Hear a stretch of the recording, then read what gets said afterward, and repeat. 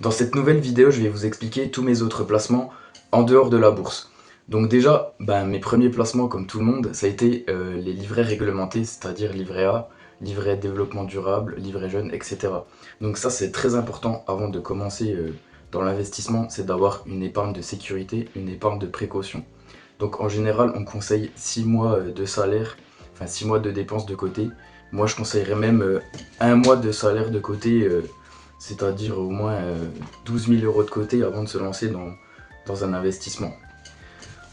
Donc ça, c'est le premier investissement très important. Ensuite, moi, mon livret jeune, il est arrivé à sa limite lorsque j'avais 24 ans. Donc à partir de 25 ans, on ne peut plus garder de livret jeune. Donc là, j'avais 1600 euros, j'étais au taquet. Et donc moi, j'ai décidé d'investir dans de l'or. Pourquoi? Parce que l'or, ça protège de l'inflation. C'est une réserve de valeur. C'est pas vraiment fait pour s'enrichir, même si depuis mon investissement, l'or a vraiment énormément monté.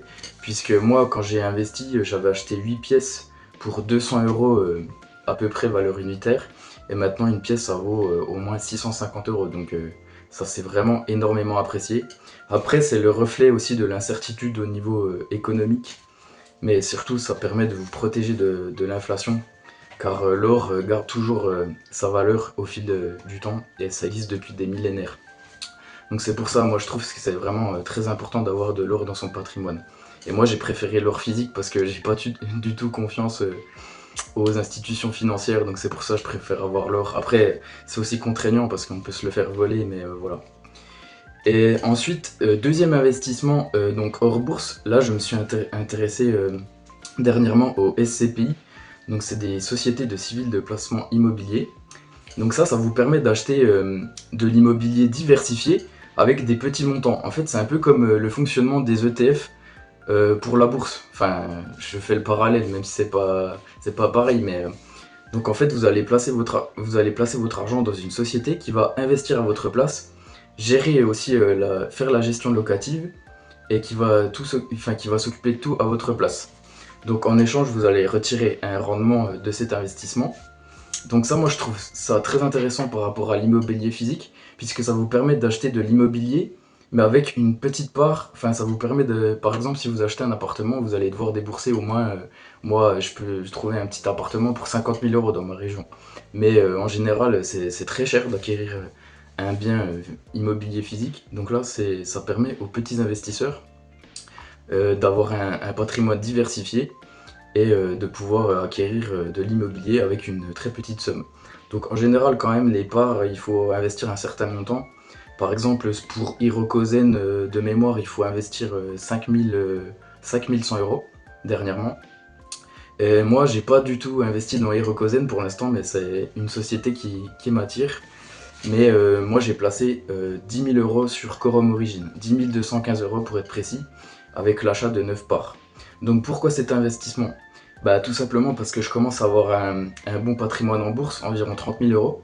Et c'est aussi important de diversifier son patrimoine sur d'autres classes d'actifs. Donc immobilier et actions, c'est plutôt assez complémentaire, on va dire. Après, les SCPI ont aussi beaucoup d'inconvénients. Il y a les frais qui sont très élevés et la fiscalité qui est quand même moins avantageuse que le PEA, même s'il y a des techniques comme par exemple les SCPI en assurance vie. Donc c'est un peu le même mécanisme que pour les actions ETF en PEA, ça vous permet d'avoir un bon avantage fiscal. Mais moi personnellement, j'ai acheté en pleine propriété, donc c'est-à-dire que je vais recevoir directement les loyers tous les mois et la fiscalité va s'appliquer à mes revenus. Mais avec Quorum Origin, l'avantage, vu que c'est une CPI européenne diversifiée et qui investit très peu en France, je crois que de mémoire c'est seulement 3% en France, et la fiscalité est plutôt douce puisque avec les conventions fiscales, après ça va me faire beaucoup de paperasse au niveau administratif pour la déclaration d'impôt seulement pour 50 euros par mois, mais bon, il faut passer par là, c'est comme ça. En fait, avec Quorum Origin, vu que c'est majoritairement des revenus étrangers, vous n'aurez pas à payer la CSG qui est de 17,2% sur les revenus. Et moi en plus j'ai une tranche marginale d'imposition qui est plutôt assez faible puisque je suis à 11% vu que j'ai un petit salaire. Donc pour moi la pleine propriété ça me convient très bien et ça me permettra aussi de me motiver au niveau de mes investissements puisque je vais recevoir 50 euros tous les mois de manière régulière. Donc ça, ce sera plutôt motivant plutôt que d'attendre la clôture du plan en assurance vie. Donc voilà pourquoi j'ai choisi la pleine propriété. Après, vous avez d'autres techniques pour diminuer votre fiscalité, mais je vais pas m'étaler là-dessus en vidéo. Donc déjà, pourquoi j'ai choisi Quorum Origin? Parce que c'est une société qui existe depuis 2012, donc il y a quand même un historique assez solide, c'est une société assez solide, un endettement qui est faible, ils sont à 11% de taux d'endettement. Enfin ça c'était fin 2024, j'ai pas les nouvelles données, mais donc taux d'endettement faible, société qui a un bon historique par rapport à Hirokozen ou Rebake Life par exemple. Et c'est majoritairement des revenus étrangers, donc la fiscalité est plutôt avantageuse pour nous français. Et aussi le rendement est plus que correct puisqu'il est 6% brut et en net ça fait à peu près 5%. Pour vous donner une idée, moi j'ai acheté 9 parts, donc 10 215 € et normalement je devrais percevoir 50 € net environ. Donc après je vais voir ça, pour l'instant je n'ai pas encore le délai de jouissance. Donc ça c'est un des inconvénients des SCPI, c'est que déjà vous avez des frais de souscription élevés. Ensuite vous avez souvent un délai de jouissance et pour Quorum il est assez long puisque c'est environ 6 mois. Et ensuite c'est illiquide, en fait votre placement c'est vraiment un placement de long terme et donc si vous avez besoin de l'argent vous n'allez pas pouvoir revendre vos parts facilement et récupérer votre argent. C'est pour ça c'est vraiment de l'argent dont on n'a pas besoin immédiatement. Mais par contre en avantage ça permet d'avoir un revenu plutôt stable et régulier par rapport à la bourse où vous avez la fluctuation du cours. Mais par contre l'avantage de la bourse c'est que c'est très liquide, vous pouvez acheter et vendre en un clic. Donc comme je l'ai dit, les CPI permettent d'avoir un revenu plutôt stable et régulier par rapport à la bourse. En plus, Quorum Origin, ce que je trouve intéressant aussi, c'est qu'ils versent en mensuel, alors que la plupart des SCPI versent en trimestriel. Donc ça, c'est vraiment aussi ce qui m'a attiré sur Quorum Origin, en plus de son historique, de sa solidité et de son faible taux d'endettement. Et par contre, il faut bien avoir conscience que les CPI ne sont pas un investissement hyper sûr. C'est pas l'immobilier n'est pas un placement forcément hyper sûr, même si par rapport à la bourse vous n'avez pas une fluctuation du cours tous les jours. Mais là par exemple, il y a une grave crise de l'immobilier au niveau des SCPI de bureaux, et là vous avez beaucoup d'investisseurs qui sont bloqués parce que il n'y a aucune liquidité, il n'y a aucune personne pour racheter leur part. Parce que en fait l'immobilier de bureau a connu une grave crise suite au Covid, et il y a beaucoup de télétravail maintenant, donc vous avez beaucoup de vacances locatives et des prix qui ont fortement diminué. Donc c'est pas forcément un placement très très sûr. Surtout l'immobilier de bureau, en fait, c'est bureau et commerce essentiellement, donc ce n'est pas forcément du résidentiel ou de la santé.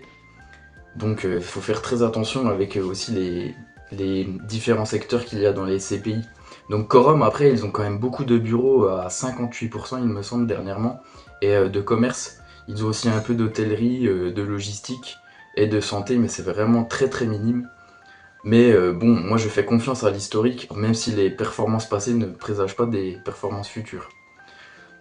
Donc voilà pour les SCPI. Et mon dernier investissement, il s'agit du Bitcoin, donc investissement en crypto-monnaie. Donc pour moi, qu'on y croit ou qu'on n'y croit pas, on est quelque part un peu obligé d'en avoir dans son patrimoine, parce que c'est vraiment une performance impressionnante depuis son lancement. Je pense que c'est l'investissement le plus rentable de tous les temps. Et en fait, le Bitcoin, je trouve que c'est vraiment intéressant au niveau liberté, puisque c'est détenir son propre argent. Et en fait, depuis la crise de 2008, pour moi, on ne peut pas du tout faire confiance aux banques, car elles font n'importe quoi sur les marchés financiers. Donc pour moi, c'est vraiment important de détenir une petite part de Bitcoin, car c'est en train de s'imposer comme le nouvel or numérique, je pense. Après, voilà, je ne fais pas des folies, je n'investis pas une grosse somme dans le Bitcoin, mais j'investis en DCA tous les jours. Et moi, là, personnellement, j'investis 5 € par jour. Donc ça fait que depuis quelques mois que j'investis dans le Bitcoin. Mais je pense que pour le long terme, ça peut être un bon investissement. Et donc comme je l'ai déjà dit, ça permet de détenir en quelque sorte votre propre argent. Après, il y a aussi des limites. C'est qu'il ne faut pas du tout perdre sa clé de sécurité. Parce que là, sinon, vous perdez ben, vous perdez tous vos bitcoins. Donc c'est très important de la noter et de la sécuriser. Mais aussi l'autre avantage, c'est que vous pouvez partir à l'étranger par exemple et transférer vos bitcoins et les avoir à disposition. Contrairement à l'or où vous devriez, si vous avez de l'or physique, vous devez le transporter. Donc voilà pour le bitcoin. Donc je vais pas trop m'étendre sur le sujet. Vous avez plein de vidéos au sujet du bitcoin, donc voilà. Donc voilà pour mes 3 investissements, donc je récapitule. Donc vous avez SCPI, or et bitcoin. Donc voilà pour tous mes investissements en dehors de la bourse.